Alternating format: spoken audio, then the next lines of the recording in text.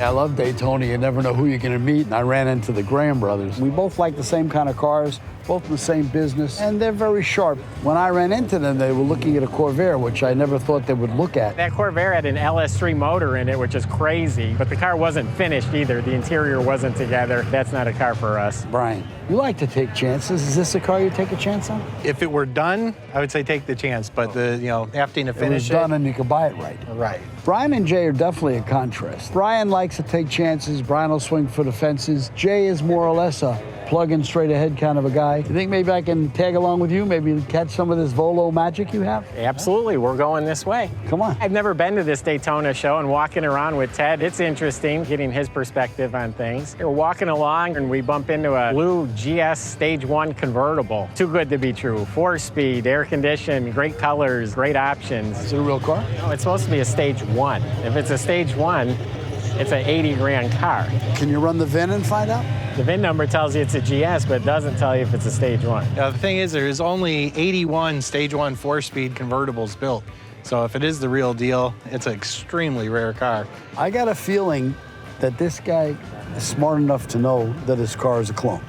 That's why the price is the way it is. That's what I say, but Brian's shooting for that home run again. But the thing is, but he's got nothing even to if lose. it's not one, it's still worth that kind Exactly. of money. He's got nothing to lose. Right. All right, That's what he nothing to says, lose. but it's a waste of our time then. Offer him 32 grand and buy the car. That's the number, isn't it? Yeah. They're not taking a chance at 32 grand. They can't get hurt. If it's a Stage 1, they hit a home run. We all wanted the car. Ted was gracious enough to let me have it. We ended up striking a deal and bought it. If this car turns out to be a real Stage 1 convertible 4-speed, if it turns out to be legit, it's a $150,000 car all day long.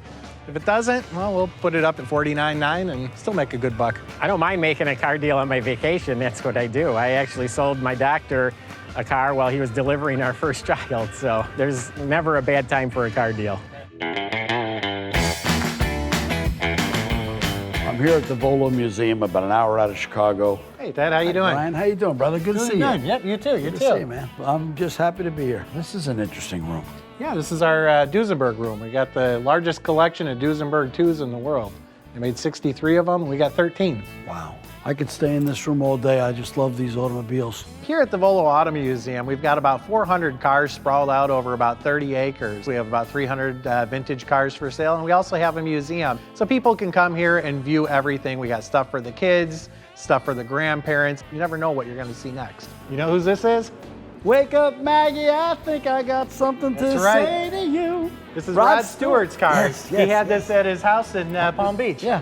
This is the one the Gardner stole? You know the story. Yes, I do. Ted hasn't been here for years, so I'm pretty excited to show him around. We're always moving forward with expanding, adding new displays, making more space for more cars. You'll see the car from the Dukes of Hazzard General Lee right next to a 57 Chevy or a 65 Mustang that's for sale.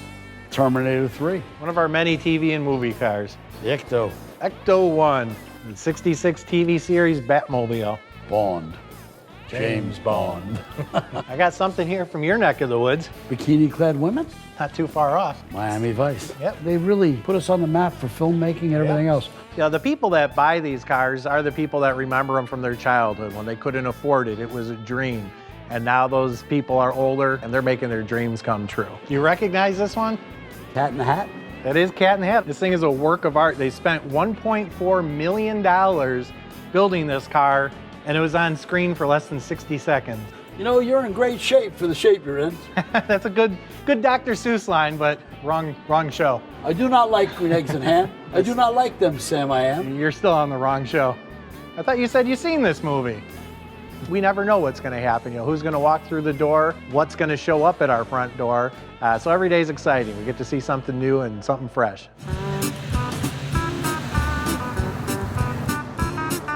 I'm going to show you a 1958 Lamborghini. Have you ever seen one before? No, they didn't build Lamborghinis in 1958, Einstein. Yes, they did. Now I'm going to give you a little bit of a lesson about Lamborghinis. You know, it's funny. Everybody's been trying to tell me all these stories about Lamborghinis, and I've been telling them all to quiet. I don't want to hear about it. I was telling Ted the history. He was very reluctant. I forced him. He had to hear it, so he knew what he was talking about. What's this right here? Come on over. Take a closer look. That's a Lamborghini tractor? This is a Lamborghini tractor. Marcus and everybody else have been trying to tell me all this history and I haven't listened. I know you know your stuff. I'll listen. All right, you know what a lot of people don't realize, Ferruccio Lamborghini came from a farming family. And after the war, he actually started a manufacturing business producing tractors. When his business started doing good, he started making money. So he went out and got himself a Ferrari 250 GT. It was a very good car, but he knew it could be better. This got to a point where Enzo Ferrari wouldn't even sell him any more cars because he kept screwing with them. That's where the feud started between Ferrari and Lamborghini. He said, you know what?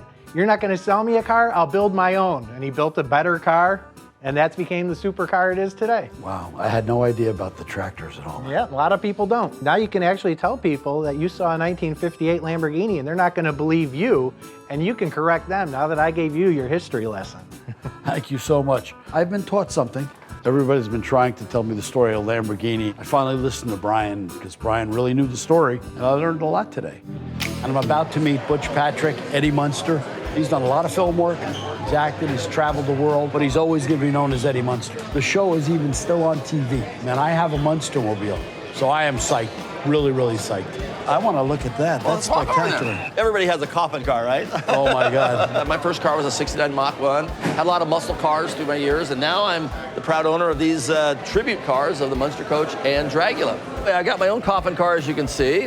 These are Dragula? This is a tribute car. Surprisingly, how many there are floating around, but the ones that are actually Barris official emblemed, there's only a couple. And then over here, I have the tribute coach, and these were built by a gentleman named Rucker Posey in Richmond, Virginia, that I worked with for the last 5 years, and he retired last year, so I wound up buying them. Street legal, registered. I love these cars. I have one. I have a Gary Powers car. Well, you know, the Munsters, it was cool because it was the first hot rods on television, inspired a whole generation. George Barris built the originals. Uncle George, I knew him for 50 years. Very sweet man. He was like family to me, and he took me in and he let me be a little boy and go down to the shop and see Sonny and Cher and Elvis and for Sinatra picking up their customs. Wow. Yeah, it was really a cool experience. Wow. It was a good experience. This is remarkable. Yeah. So you just acquired this recently? I got this last February, and I went on the road, and this year what we're going to do is a Route 66 tour to celebrate 50 years of the Munsters. You haven't changed a whole hell of a lot. Little less hair.